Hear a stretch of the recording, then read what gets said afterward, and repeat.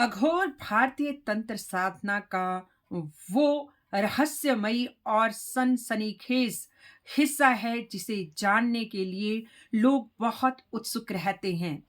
अघोरी शैव परंपरा का एक हिस्सा है जो शिव को सर्वोच्च मानते हैं, सर्वव्यापी मानते हैं, सर्वज्ञ मानते हैं और शिव को ही मोक्ष का मार्ग मानते हैं।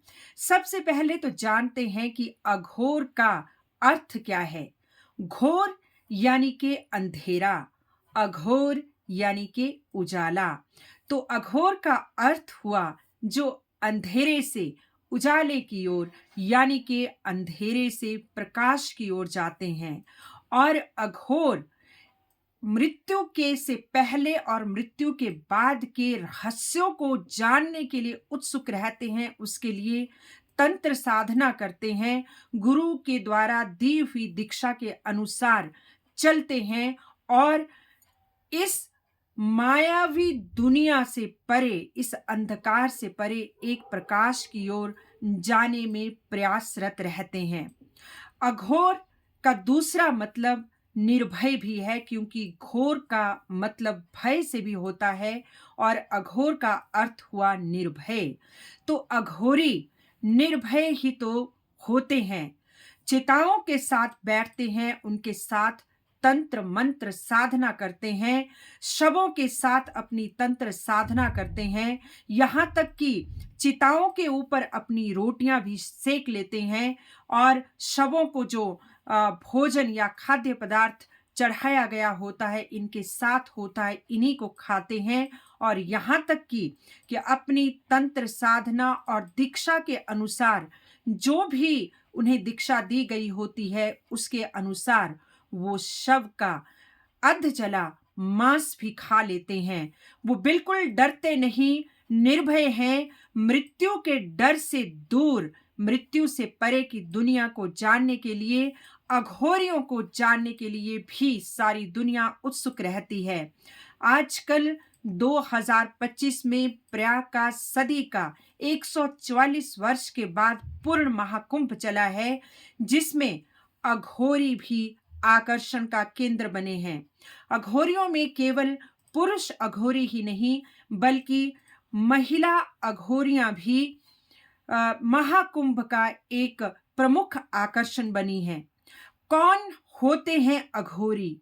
क्यों बनते हैं अघोरी? कहाँ रहते हैं? क्या खाते हैं?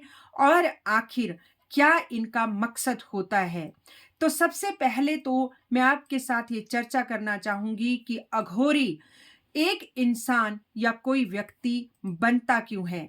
अघोरी कोई और नहीं, हमारी तरह ही एक इंसान होते हैं जो इस दुनिया से परे की जो रहस्यमयी दुनिया है, जिसके बारे में एक इंसान सोचता भी नहीं, ताउम्र मृत्यु के भय से जीता रहता है। तो ऐसा व्यक्ति जिस मौत के रहस्य को जानना चाहता है, मौत से परे की दुनिया को जानना चाहता है, आध्यात्मिक ऊंचाइयां छूना चाहता है, वो अघोर की दुनिया में चला जाता है। इनका सबसे पहला मकसद होता है आध्यात्मिक ज्ञान पाना, जिसके जरिए ये मोक्ष की प्राप्ति करना चाहते हैं, जन्म मृत्यु के बंधन से दूर जाना चाहते हैं और आध्यात्मिक ऊंचाइयों को छूना चाहते हैं। दूसरा मकसद इनका मानवता की सेवा होता है और ये अपनी कठिन साधना और तंत्र विद्या से मानव को एक सकारात्मक ऊर्जा प्रदान करने में लगे रहते हैं।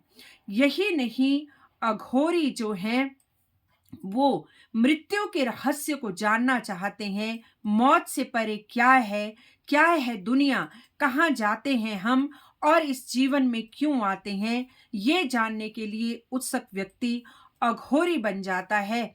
अब अघोरी जो हैं बनते कैसे हैं?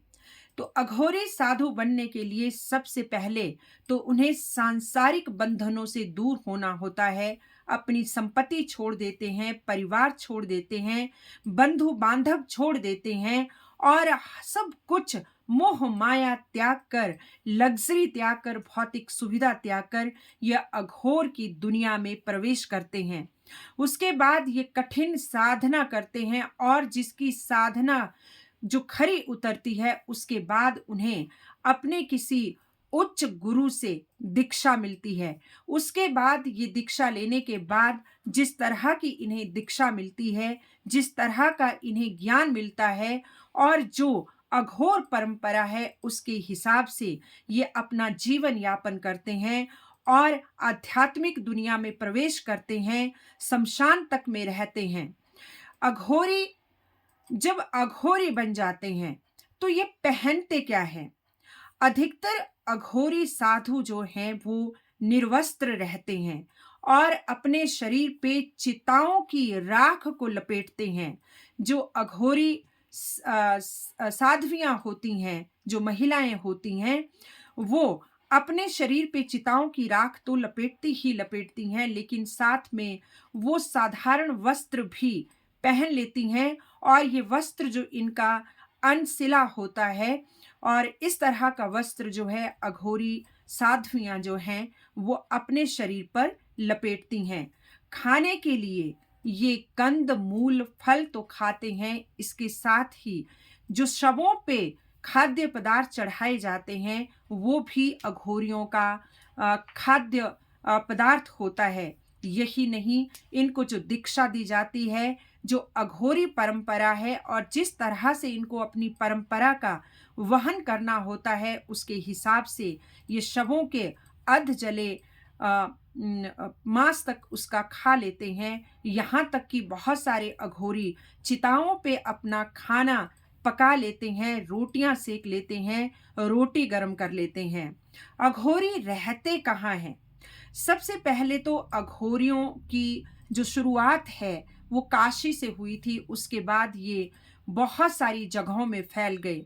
अघोरी ज़्यादातर वाराणसी में रहते हैं और बहुत सारे अघोरी जंगलों में, पर्वतों में, गुफाओं में एकांतवास में रहते हैं और जो तंत्र साधना में बहुत ज़्यादा लीन होते हैं, मौत के रहस्य को जानना चाहते हैं, मौत से परे की दुनिया को जानना चाहते हैं, वो शमशान में भी रहते हैं।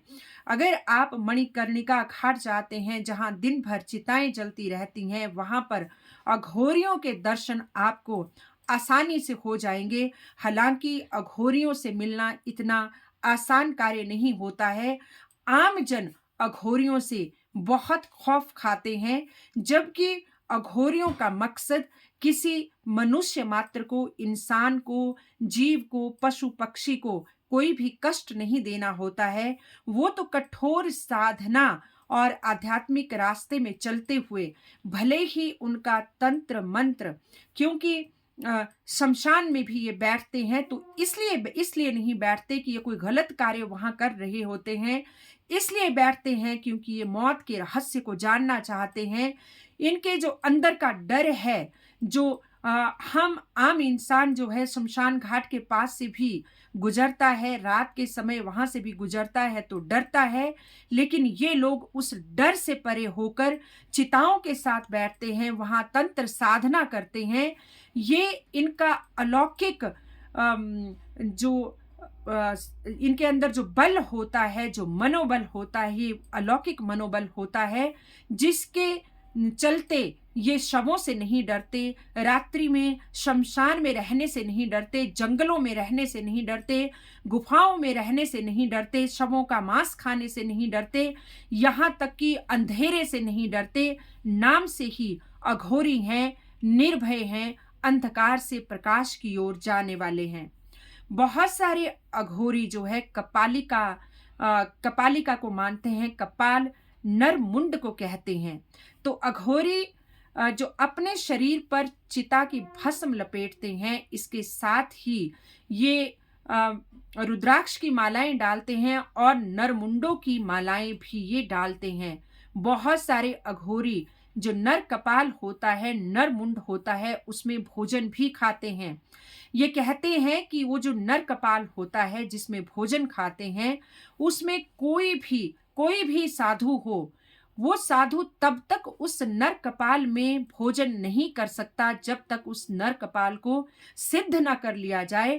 केवल सिद्ध किए हुए कपाल में ही भोजन खाया जा सकता है। कितना भी बड़ा तांत्रिक हो, कितना भी बड़ा अघोरी हो, कोई भी साधु हो, वो बिना सिद्ध किए कपाल को नर के जो नरमुंड होता है उसके अंदर खाना नहीं खा सकते।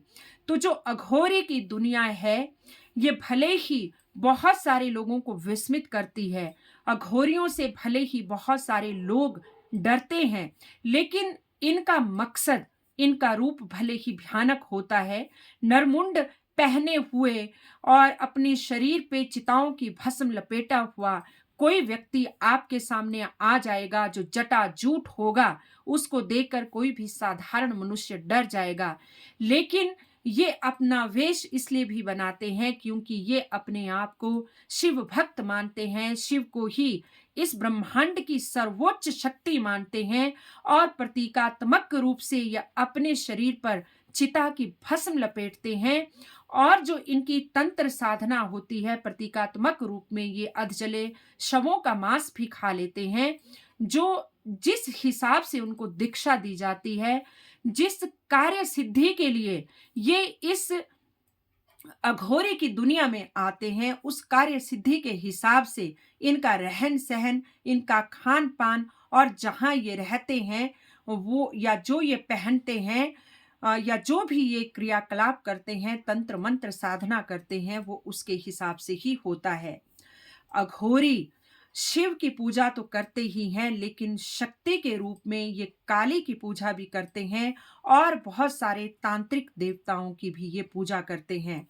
आजकल प्रयागराज के महाकुंभ में बहुत सारे अघोरी वायरल हो रहे हैं। उनके इंटरव्यूज बहुत सारे टीवी चैनल्स, बहुत सारे यूट्यूबर्स भी उनका इंटरव्यू लेने के लिए आ रहे हैं, क्योंकि अघोरी की दुनिया के सच को सब जानना चाहते हैं। लेकिन हमारे अंदर सिर्फ एक डर है कि ऐसे इंसान जो अघोरी की दुनिया में आ गए हैं, जो ऐसे शमशानों में रहते हैं, ये सुन के ही, उनका रूप देख के ही डर जाते हैं।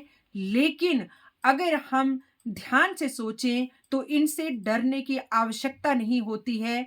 ये मौत के रहस्य को जानने के लिए इस दुनिया में आते हैं, मानवता को एक सकारात्मक ऊर्जा देने के लिए इस दुनिया में आते हैं। सभी अघोरियों का एक ही मकसद नहीं होता, सबके मकसद अलग अलग हैं। कोई मोक्ष को पाना चाहता है, कोई मृत्यु के परे की दुनिया को जानना चाहता है, कोई शिव को पाना चाहता है, कोई जन्म मृत्यु के बंधन से छूटना चाहता है, कोई तंत्र साधना को जानना चाहता है।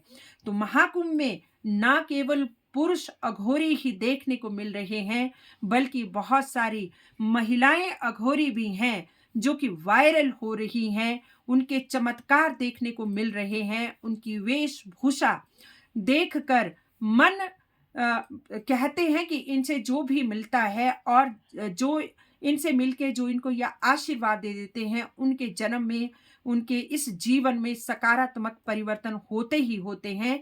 क्योंकि अघोरियों की अपनी जीवन शैली कैसी भी हो, लेकिन ये मानवता के लिए सकारात्मक रूप से कार्य करते हैं। तो इस तरह से महाकुंभ में अगर आप जाते हैं, अघोरी के दर्शन हो जाते हैं, तो अपने आप को आप पुण्य का भागी समझें, ना कि उनसे डरें, उनसे भागे। तो आज के लिए बस इतना ही। बने रहिएगा महाकुंभ के और अधिक वीडियोस जानने के लिए। महाकुंभ में बहुत सारी ऐसे ऐसे आकर्षण हैं जिनके बारे में मैं आपके साथ बात करती रहूंगी। इसी के साथ आज के लिए इतना ही। जय हिंद, जय सनातन, जय महाकुंभ।